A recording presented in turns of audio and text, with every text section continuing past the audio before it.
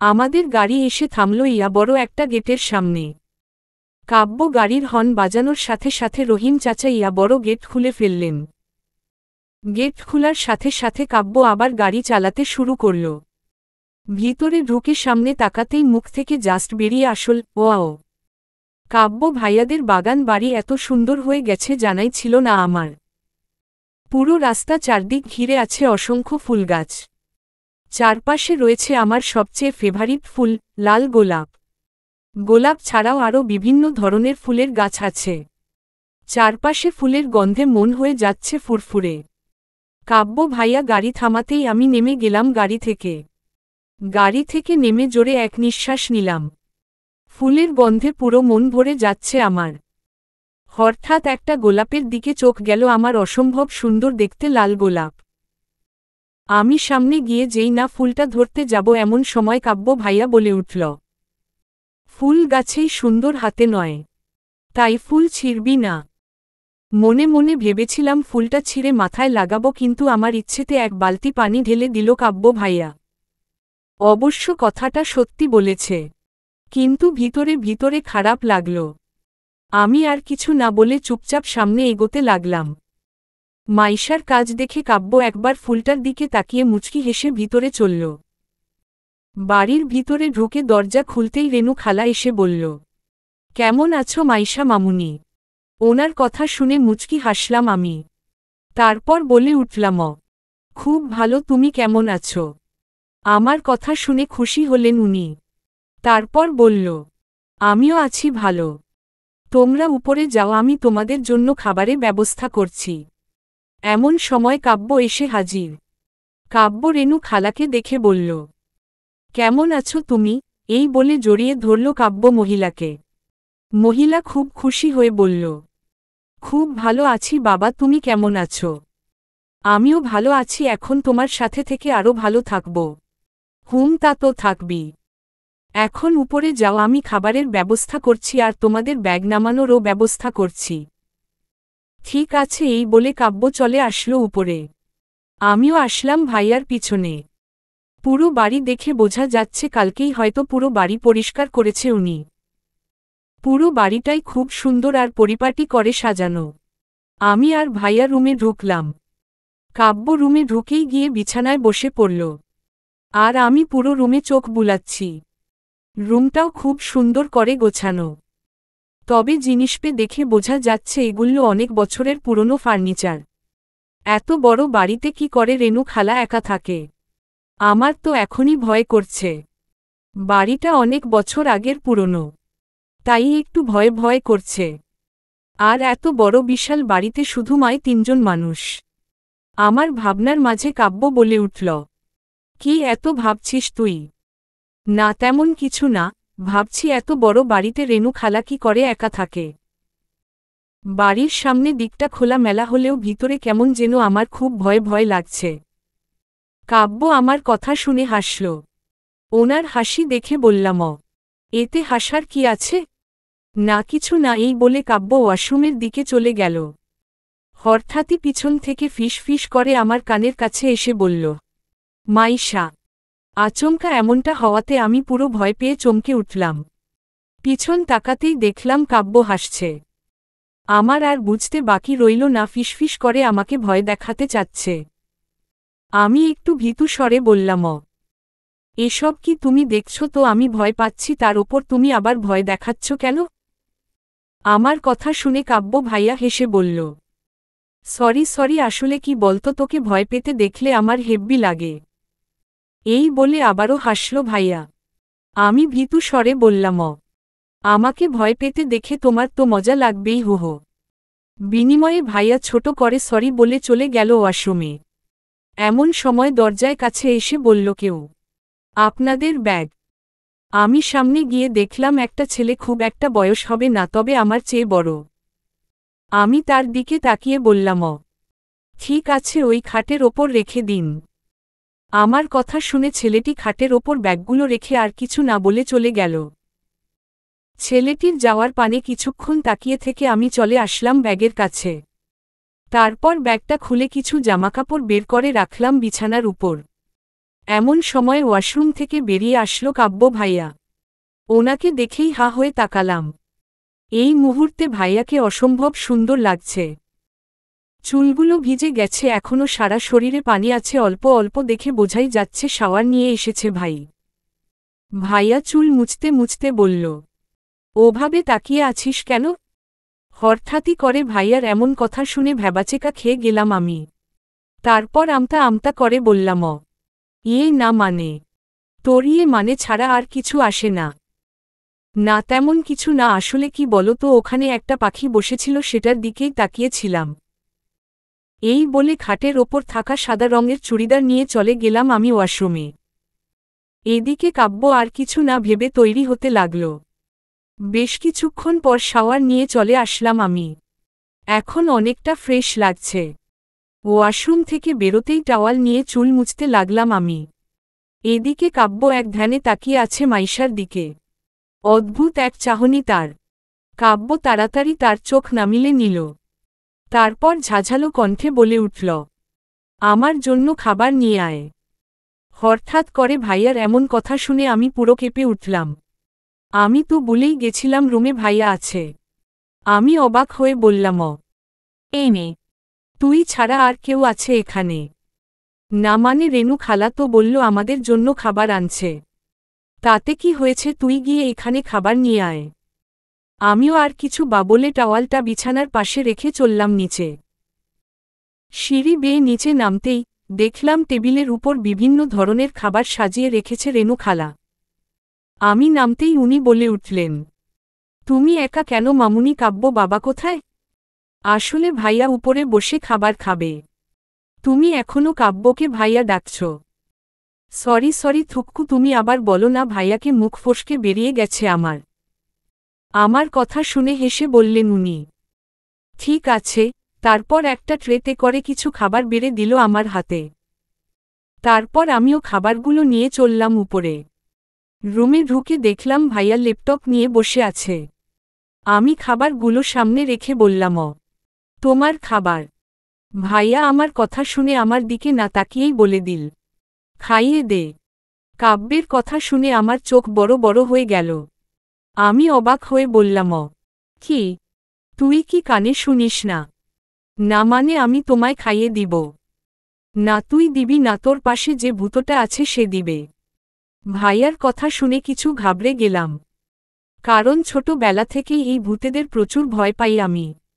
আমি একবার আশেপাশে তাকিয়ে বললাম, আমি খাইয়ে দিব না বলিনি তো, তুমি এইসব ভূত টুতো কোথায় পাচ্ছ? একদম ভয় দেখাবে না আমায়। তুই কি ভূতের নাম শুনেই ভয় পাচ্ছিস নাকি? কে বলছে আমি ভয় পাচ্ছি? কাপা কাপা গলায় এতটুকু বলে কাব্যের পাশে বসে পড়লাম। তারপর কাব্যকে খাইয়ে দিতে লাগলাম আমি। ভিতরে ভিতরে আমি প্রচুর পরিমাণে ভয় পাচ্ছি আমি। এত ভয় কেন লাগছে আমার বুঝতে পারছি না। কাব্যকে সব খাবার খাইয়ে দিলাম। তারপর ভাইয়া বলে উঠল, এখন থেকে রোজ আমার জন্য খাবার রুমে নিয়ে আসবি আর খাইয়ে দিবি। আর শোন, তুই গিয়ে খাবার খেয়ে এসে আমার মাথাটা একটু টিপে দিবি। এখন যা, আমার কাজ আছে। আমি হ্যাঁ না কিছু না বলেই চুপ করে চলে আসলাম। বাহিরে বেরিয়ে এসে, শালা আমি পারুম না তোর মাথা টিপে দিতে। আমারে কি কাজে মাইয়া পাইছো? স্যারকে দিবে তোকে রোজ রোজ খাইয়ে? পারুম না আমি। একা পাইয়া এখন তার সুযোগ নিতাচ্ছ। শালা হনুমান বান্দর।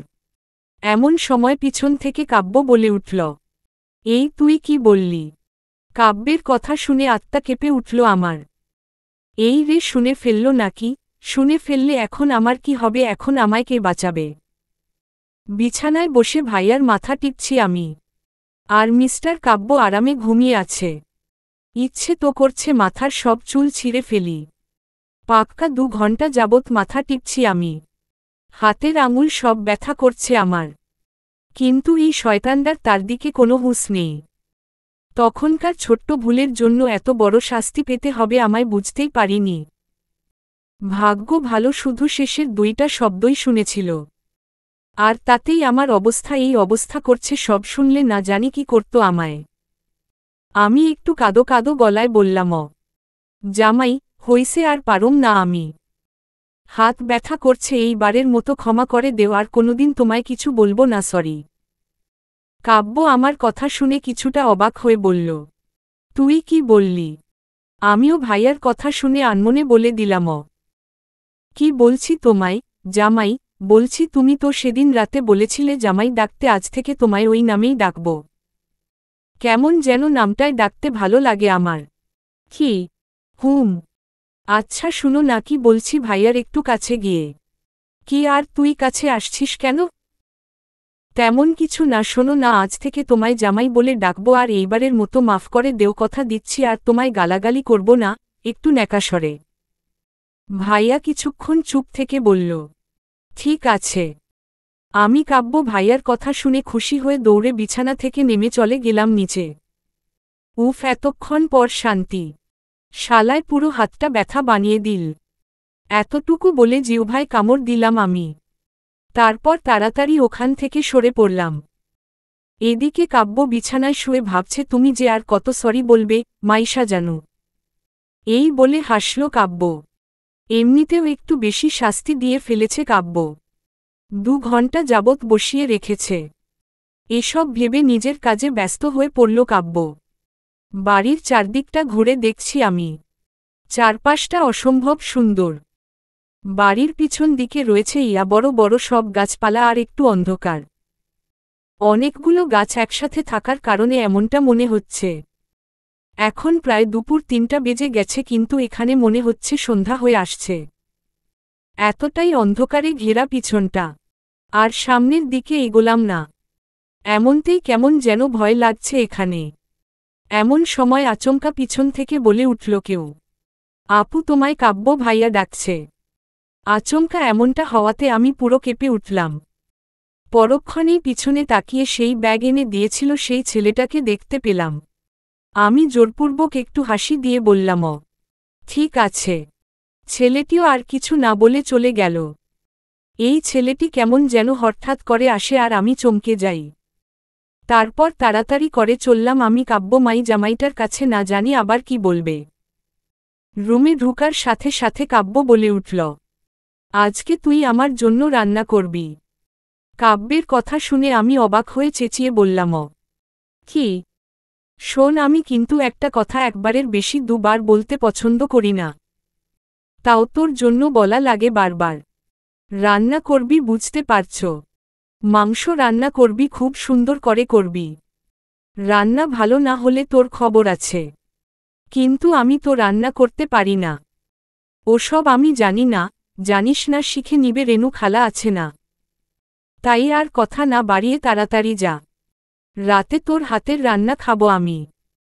আর একটা কথা, রেনু খালার কাছ থেকে শুধু জেনে নিবি রান্না কিন্তু তুই করবি, বুঝতে পারছস? যদি দেখছি রেনু খালা তোকে রান্না করে দিয়েছে তাহলে তো বুঝতেই পারছিস কি হবে। তোকে রাতের বেলা ওই আমাদের বাড়ির পিছনে রেখে আসব। কাব্যের কথা শুনে ভয়ে ঢোক গিললাম আমি। এনাকে বিশ্বাস নেই, চাইলে রেখেও আসতে পারে। এজন্যই বলেছিলাম বেশি প্যাক করিস না, যেই জানছে তুই ভয় পাচ্ছিস সেই থেকে ব্ল্যাকমেল করছে। এসব ভেবে আমি জাস্ট হা হয়ে চুপ করে বেরিয়ে আসলাম বাহিরে। এখন কি করব আমি? আমি তো রান্না করতে পারি না, তাও আবার মাংস। ওহনো, এখন কি করব আমি? কাব্য আমাকে একা পেয়ে এত কিছু করবে, আগে জানলে আমি কখনোই আসতাম না। উহু উহু মামুনি, তোমার ছেলে আমায় পাগল বানিয়ে ছাড়বে। এমন সময় কাব্য চেঁচিয়ে বলল, তাড়াতাড়ি করিস। আমি আর কিছু না ভেবে চুপচাপ নিচে চলে আসলাম। রান্নাঘরে দাঁড়িয়ে আছি। কি করব কিছু বুঝতে পারছি না। কি করে মাংস রান্না জানি না।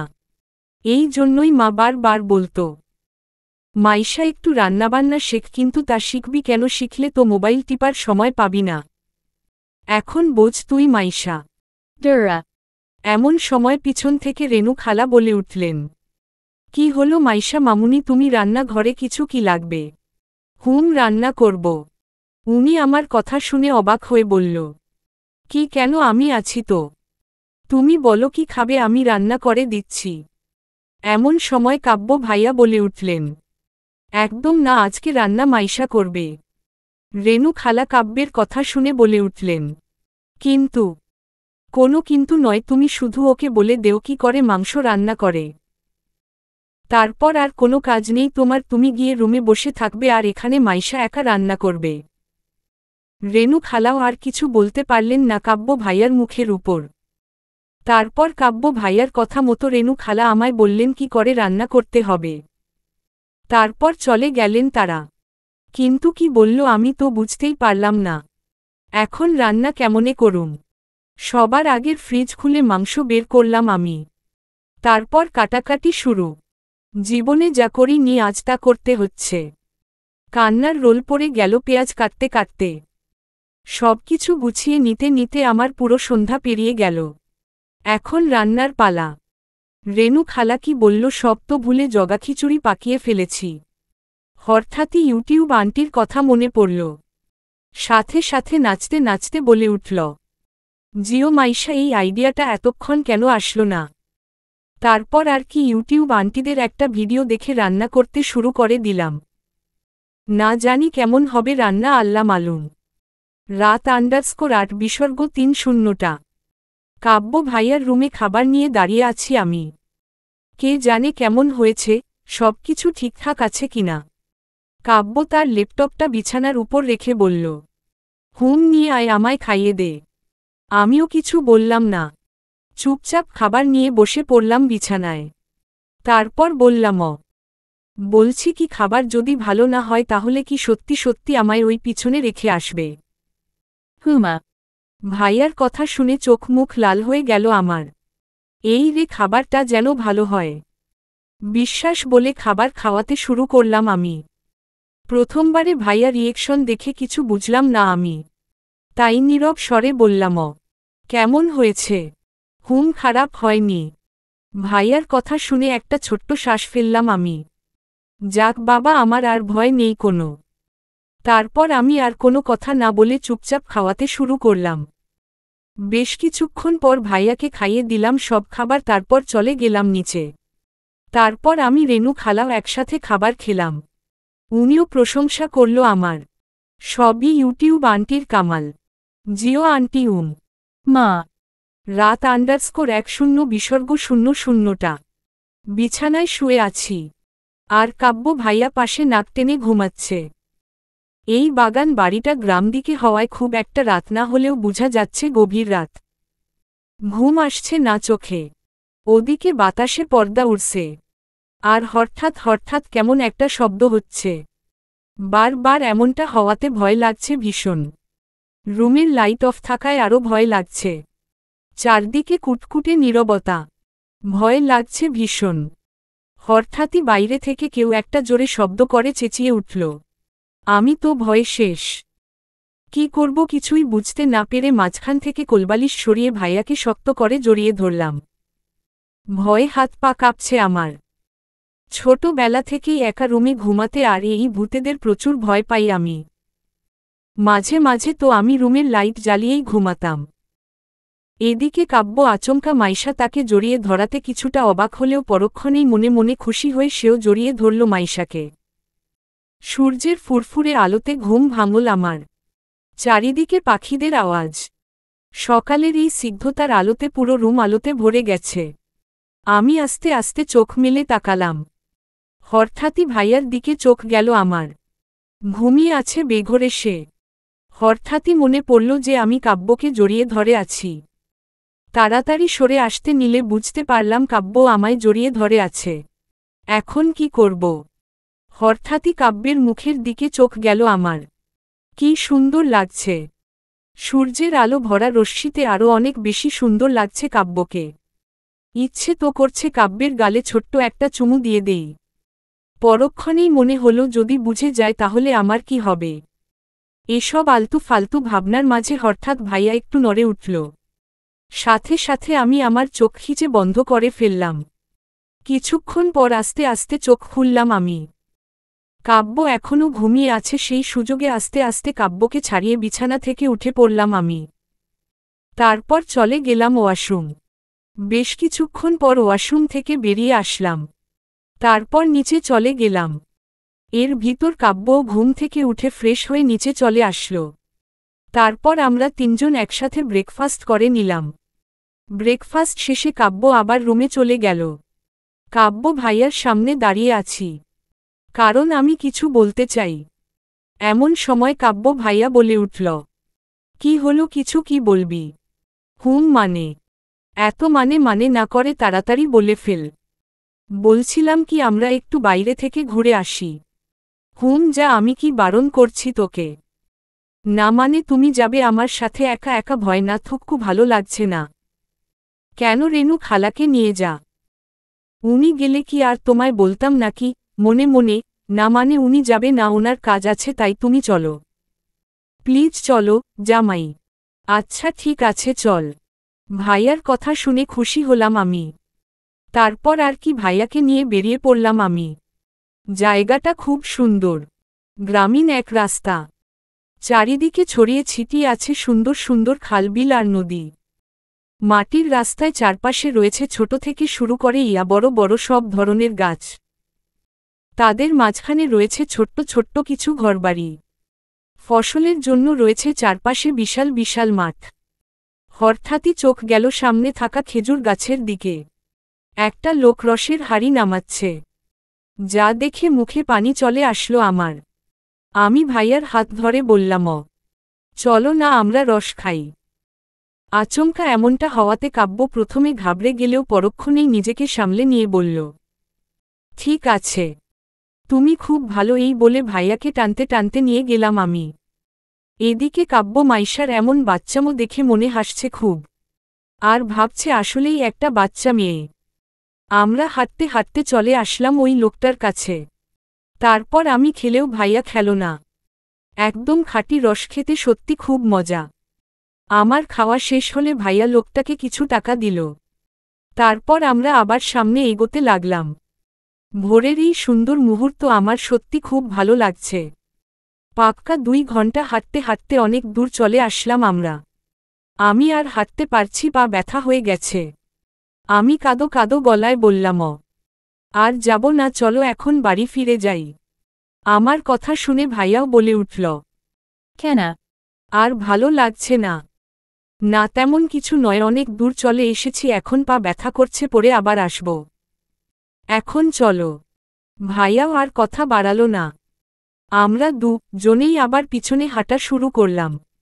কিছু দূর যেতেই আমার পা চলছেই না, একদম অবশ হয়ে গেছে মনে হয়। তারপরও যথাসম্ভব হাঁটা চেষ্টা করলাম আমি, কিন্তু আমি ব্যর্থ। এদিকে কাব্য বুঝতে পেরেছে মাইশা আর চলতে পারছে না। সে পিছনে গিয়ে মাইশাকে কোলে তুলে নিল। আচমকা কেউ কোলে তুলে নেওয়াতে আমি পুরো ঘাবড়ে গিয়ে তার শার্টের হাতা খামচে ধরলাম। মিট মিট করে তাকিয়ে দেখলাম কাব্য আমায় কোলে তুলে নিয়ে হাঁটছে। কাব্য ভাইয়ার এমন কাজে আমি যেন অবাকের চরম সীমানায় পৌঁছে গেছি। আমি বললাম, এসব কি করছো? লোকে দেখলে কি বলবে? নামাও আমায়। থামবি তুই, দমক দিয়ে। ভাইয়ার দমক শুনে আমি চুপ, আর কোনো কথা বললাম না। বেশ কিছুক্ষণ পর আমরা এসে পৌঁছালাম বাড়িতে। ভাইয়া আমায় দরজার সামনে নামিয়ে দিয়ে উপরে চলে গেল। হঠাৎই মনে হলো আমার যেমন পায়ে ব্যথা করছে ভাইয়ারও তো নিশ্চয়ই করছে। তার ওপর অর্ধেক রাস্তা আমায় কোলে তুলে নিয়ে এসেছে। এই ভেবে কিছু একটা বানাতে চলে গেলাম রান্নাঘরে। হাতে গরম তেল, তার সাথে রসুন একসাথে গরম করে দাঁড়িয়ে আছি আমি কাব্য ভাইয়ার রুমে। আর ভাইয়া বিছানায় চুপ করে শুয়ে আছে। আমি কোনো কিছু না ভেবেই ভাইয়ার পায়ে ওগুলো লাগিয়ে দিতে লাগলাম। আচমকা কারো হাতের স্পর্শ পায়ে লাগায় কাব্য কেঁপে উঠল। চোখ খুলে মাইশাকে দেখে চমকে গিয়ে বলল সে, কি করছিস তুই? তেমন কিছু না, তুমি চুপটি করে শুয়ে থাকো, আমি তোমার পায়ে মালিশ করে দিচ্ছি, তোমার পায়ের ব্যথা কমে যাবে। এতটুকু বলে ভাইয়ার পায়ে মালিশ করে দিতে লাগলাম আমি। কাব্য আর কিছু বলল না, কারণ সত্যি সত্যি তার পায়ে প্রচুর ব্যথা করছে। আর মাইশা যখন নিজ ইচ্ছেতেই আসছে তাহলে আর ক্ষতি কি? মাইশার কাজে খুশি কাব্য। দেখতে দেখতে 10 দিন কেটে গেল। এই 10 দিনে প্রচুর কাজ করিয়েছে কাব্য ভাইয়া। রান্নাটা ওই একদিনই করেছিলাম, কিন্তু খাবার খাইয়ে দিতে প্রতিদিনই হয়েছে। সবই ঠিক ছিল, প্রতিদিন ওই আচমকা চিৎকার করে উঠার ব্যাপারটা বুঝলাম না। প্রতিদিন এই বিষয়টা নিয়ে ভয় থাকতাম আমি আর প্রতিদিন ভাইয়াকে জড়িয়ে ধরে ঘুমানো লাগত। তবে এই 10 দিন খুব সুন্দরভাবে কেটে গেছে। এখন ভাইয়াকে অসম্ভব ভালো লাগে আমার। কেন লাগে জানি না। আচ্ছা, আমি কি ভাইয়াকে ভালোবেসে ফেলেছি নাকি? এসব ভাবনার মাঝে হঠাৎই কাব্য ভাইয়া মাথায় টোক্কা দিয়ে বলল, এত কি ভাবছিস তুই? না কিছু না। তা তৈরি তো, চল এখন। চলো। এই বলে আরেকবার রুমটার চারদিকে তাকিয়ে চলে আসলাম আমি, কেমন যেন একটা মায়া পড়ে গেছে। সবাইকে বিদায় জানিয়ে গেটের বাইরে দাঁড়িয়ে আছি। আর ভাইয়া গাড়ি আনতে গেছে। এমন সময় রেনু খালা বলে উঠলেন, আবার আসবে কিন্তু। অবশ্যই আসব। এদিকে কাব্য গাড়ির কাছে আসতেই সেই ছেলেটি কাব্যের সামনে এসে বলল, ভাইয়া আবার আসবেন কিন্তু। আবার আসব। আচ্ছা ভাইয়া, একটা কথা বলি। বলছি কি ভাইয়া, আপনি প্রতিদিন রাতে আমায় চিৎকার দিতে কেন বলতেন? ছেলেটির কথা শুনে কাব্য বলল, হুজ সিক্রেট। এতটুকু বলে মুচকি হেসে কাব্য গাড়ি করে বেরিয়ে আসল। আর ছেলেটি কাব্যের কথার আগা মাথা কিছু বুঝতে না পেরে হাবলার মতো তাকিয়ে রইল। সবাইকে টাটা দিয়ে চলে আসলাম আমরা। ভাইয়া গাড়ি চালাচ্ছে আর আমি বসে আছি। সত্যি খুব সুন্দর কেটেছে এই 10 দিন। এদিকে কাব্য ভাবছে চিৎকার দেওয়ার আসল কাহিনী, চিৎকার না দিলে কি প্রতিদিন মাইশা ভয় পেয়ে জড়িয়ে ধরত আমায়। এসব ভেবে মনে হাসল কাব্য। হঠাৎ করে ভাইয়াকে এই হাসার কারণ বুঝলাম না আমি। কিছু জিজ্ঞেস না করে আমিও চুপচাপ বসে রইলাম। কিছুক্ষণ পর হঠাৎই গাড়ি থামিয়ে দিল কাব্য ভাইয়া। আমরা কি এসে পড়েছি? সামনে তাকিয়ে দেখলাম এটা একটা মাঝরাস্তা। কিন্তু ভাইয়া মাঝরাস্তায় গাড়ি থামালো কেন?